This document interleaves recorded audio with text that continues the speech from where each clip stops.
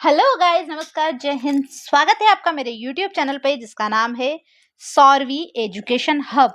तो बच्चों, आज है हमारा क्लास 10th का साइंस वाला चैप्टर देख रहे हैं हम, थर्ड, जिसका नाम है धातु और अधातु। इसके इनटेक्स्ट क्वेश्चन आंसर का पार्ट सेकंड हम देख रहे हैं। इनटेक्स्ट क्वेश्चन आंसर वो होते हैं जो हमें चैप्टर के मिड में दिए होते हैं। ठीक है, पार्ट फर्स्ट में अपलोड कर चुकी हूँ, वो आपको हमारी प्लेलिस्ट में मिलेगा। तो आप लोगों को इससे आगे की जो भी वीडियोस देखनी हो वो हमारी प्लेलिस्ट में आपको इजीली अवेलेबल है। आपको करना है चैनल को सब्सक्राइब और चलिए मेरे साथ इसके पार्ट 2 की ओर। तो बच्चों, क्वेश्चन नंबर 5 है हमारे पास, उभयधर्मी ऑक्साइड क्या होते हैं? दो उभयधर्मी ऑक्साइडों का उदाहरण दीजिए। तो देखिए बच्चों, ऐसे ऑक्साइड जो अम्ल और क्षार यानी एसिड और बेस दोनों से अभिक्रिया करके क्या बनाते हैं? लवण और जल बनाते हैं, तो वो क्या कहलाते हैं? उभयधर्मी ऑक्साइड। अच्छे से देख लीजिए, अच्छा क्वेश्चन है। तो देखिए बच्चों, इससे है ना ये वाला एग्जाम्पल, ये आपको इन दोनों एग्जाम्पल को भी याद रखना है क्योंकि ये एग्जाम में पूछे जाते हैं। ठीक है, ऐसे धातु ऑक्साइड, उभयधर्मी ऑक्साइड की डेफिनेशन देख लीजिए। ऐसे धातु ऑक्साइड जो अम्ल और क्षार दोनों से अभिक्रिया करके लवण और जल बनाते हैं, उभयधर्मी ऑक्साइड। यानी धातु ऑक्साइड जो अम्ल और क्षार दोनों से क्रिया करते हैं। इसमें अम्लीय और क्षारीय दोनों प्रकार के व्यवहार पाए जाते हैं। उदाहरण के लिए देखेंगे हम एल्यूमिनियम ऑक्साइड यानी Al2O3 और जिंक ऑक्साइड यानी ZnO। उदाहरण भी याद रख लेना है आपको। अब है हमारा क्वेश्चन नंबर 6 जो 49 पेज नंबर पे दे रखा है। तो देखिए बच्चों, कॉपर सल्फेट यानी CuSO4 के विलयन में लोहे की कील डालने पर जो कॉपर सल्फेट के विलयन का नीला रंग क्यों बदल जाता है? ये मैंने आपको चैप्टर पढ़ाया तब विद डायग्राम आपको एक्सप्लेन भी करा था। मैंने बताया था आपको कि अधिक अभिक्रियाशील धातु जो होती है, जो कम अभिक्रियाशील धातु से क्या कर लेती है? उधर का कलर चेंज हो जाता है, विस्थापित कर देती है। ये पढ़ाया था ना मैंने आपको। तो देखिए बच्चों, जो लोहा है हमारा यानी फेरस, लोहे को लैटिन भाषा में फेरस बोलते हैं और इंग्लिश में आयरन बोलते हैं। और कॉपर को हिंदी में क्या बोलते हैं? तांबा, इंग्लिश में कॉपर, और जो लैटिन भाषा है उसमें क्यूप्रस बोलते हैं। तो इसको Cu से डिनोट करते हैं। तो जो लोहा धातु है हमारी कॉपर की तुलना में बहुत ज्यादा अभिक्रियाशील है। तो जब लोहे की कील को नीले रंग के कॉपर सल्फेट विलयन में डाला जाता है तो लोहा क्या करता है? लोहा अधिक क्रियाशील है, तो वो कॉपर को विलयन से प्रतिस्थापित कर देता है और हल्के हरे रंग का आयरन सल्फेट बना लेता है। क्या कर लेता है? क्योंकि लोहा अधिक क्रियाशील है तो क्या बन जाता है? हल्के हरे रंग का आयरन सल्फेट। अब आयरन सल्फेट का फॉर्मूला क्या होता है? FeSO4। याद रखना है बच्चों। देखिए, मैंने इसको पूरा डिटेल में लिखा भी है समीकरण बना के। फेरस है यानी हमारा लोहा प्लस CuSO4 का सॉल्यूशन है नीले रंग का। फेरस की क्रिया किससे हो गई? FeSO4 से, हल्का हरा। क्या बचा? कॉपर। ओके बच्चों, इसी विस्थापन अभिक्रिया के कारण कॉपर सल्फेट के विलयन का नीला रंग, ये जो नीला रंग होता है कॉपर सल्फेट का, धीरे धीरे क्या होता है? गायब हो जाता है, हल्के हरे रंग में बदल जाता है। ऐसा ही होता है ना बच्चों। ये मैंने डायग्राम में कलर लगा के बताया था आपको, भाई ये ग्रीन कलर ऐसा हो गया, ब्लू चेंज हो गया, ग्रीन में बदल गया, सब बताया था आपको। ठीक है, अब हम आते हैं हमारे पेज नंबर 53 के क्वेश्चन पे। क्वेश्चन नंबर 7 है हमारा, आयनिक यौगिकों का गलनांक उच्च क्यों होता है? तो देखिए बच्चों, जो आयनिक यौगिकों में विपरीत रूप से आवेशित आयन होते हैं, धनायन भी होता है, ऋणायन भी होता है। ये क्या होता है? एक मजबूत स्थिर वैद्युत आकर्षण बल के द्वारा बंधे होते हैं। इनके बीच कौन सा आकर्षण बल होता है बच्चों? स्थिर वैद्युत आकर्षण बल। क्योंकि प्लस भी होता है माइनस भी होता है, तो ये स्थिर वैद्युत आकर्षण बल के द्वारा आपस में स्ट्रांगली जुड़े होते हैं।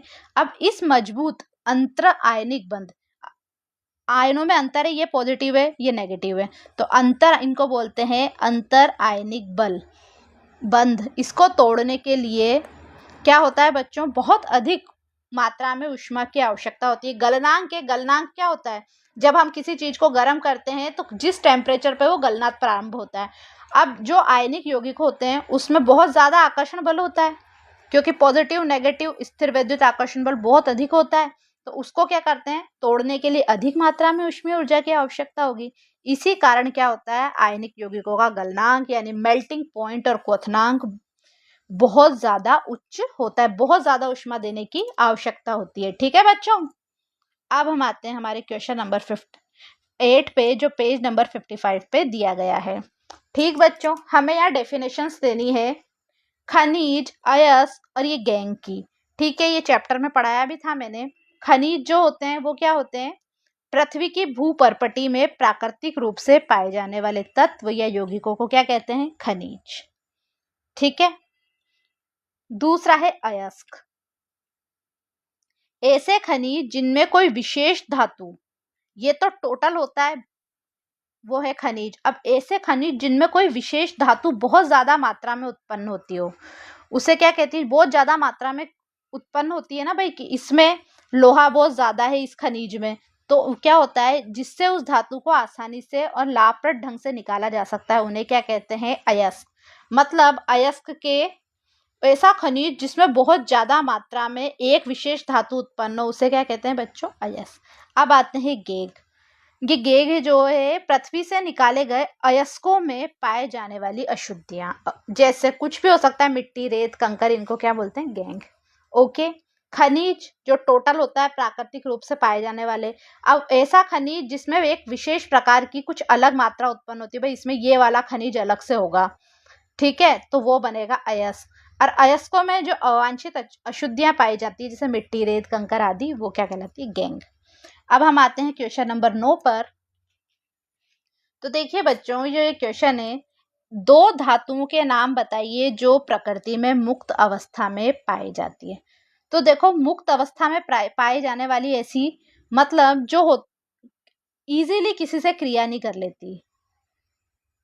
देखो बच्चों, सक्रियता श्रेणी में सबसे नीचे वाले आने वाली धातुएं अत्यधिक कम क्रियाशील होती है, इसलिए ये प्रकृति में क्या होती है? मुक्त अवस्था में पाई जाती है। जैसे सोना, प्लेटिनियम, चांदी, तीन का नाम दे दिए, आप तीनों ही याद रख लेना। ये जो धातु जो अपने ज्वेलरी बनाने में काम आती है ना, वो क्या होती है? प्रकृति में मुक्त रूप से पाई जाती है। आपने देखा, सोना बहुत इजीली क्रिया नहीं कर सकता, सालों बाद सोना थोड़ा सा कलर डल होने लगता है। प्लेटिनम ऐसे ही, चांदी भी काफी टाइम बाद हल्का ब्लैक रंग पे आती है, पर ऐसा थोड़ी होता है चांदी गायब हो जाती है। ये चांदी एकदम कुछ अलग सा होगा, नहीं होगा ना, ये मुक्त अवस्था में पाई जाती है। ठीक है, अब है क्वेश्चन नंबर 10, जो 59 नंबर वाले पेज पे दिया गया है। ये पेज नंबर जो है वो हमारी एनसीईआरटी की बुक से लिए गए हैं। तो देखिए बच्चों, गर्म जल का टैंक बनाने में कॉपर का यूज होता है, बट स्टील का क्यों नहीं होता? इसका रीजन बताना है। अब कॉपर मतलब तांबा, स्टील मतलब इस्पात, ये याद है आपको? तो देखिए बच्चों, जो तांबा होता है, जल या भाप के साथ बिल्कुल कोई क्रिया नहीं करता, चाहे कितना ही गर्म हो जाए। इसके विपरीत जो हमारा इस्पात है, इस्पात, स्टील एक मिश्र धातु है।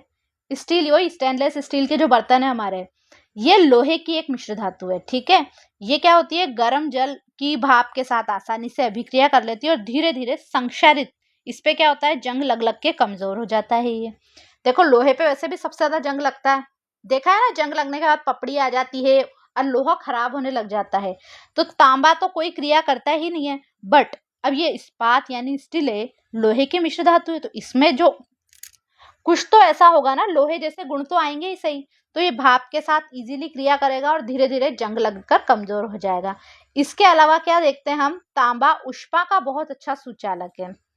यही कारण क्या है कि गर्म पानी के टैंक तांबे के बनाए जाते हैं, स्टील के नहीं तो इस्पात के बनाएंगे तो खराब हो जाएंगे, वो तो पानी बाहर आ जाएगा, कमजोर हो जाएंगे। ठीक है, तो यह इसका रीजन है। याद रखना भाई, क्वेश्चन बड़ा अच्छा है, एग्जाम ओरिएंटेड क्वेश्चन है, आपको याद होना चाहिए। एक ये तीनों नाम भी बहुत अच्छे से याद रखना आप, मुक्त अवस्था वाले। वैसे चैप्टर विशेष टफ नहीं है। तो बच्चों, इसके साथ हमारी ये इन टेक्स्ट क्वेश्चन आंसर कंप्लीट हुए। अब नेक्स्ट वीडियो में हम इसके चैप्टर के बाद जो क्वेश्चन आंसर होते हैं हम वो देखेंगे। तो तब तक आप लोगों को क्या करना है बच्चों? चैनल को सब्सक्राइब करना है, लाइक करना है, अपने दोस्तों में जरूर शेयर करना है और कमेंट करके हमें बताना है कि आपको हमारी वीडियोस कैसी लग रही है। तो बच्चों, मिलते हैं नेक्स्ट वीडियो में, तब तक के लिए बाय।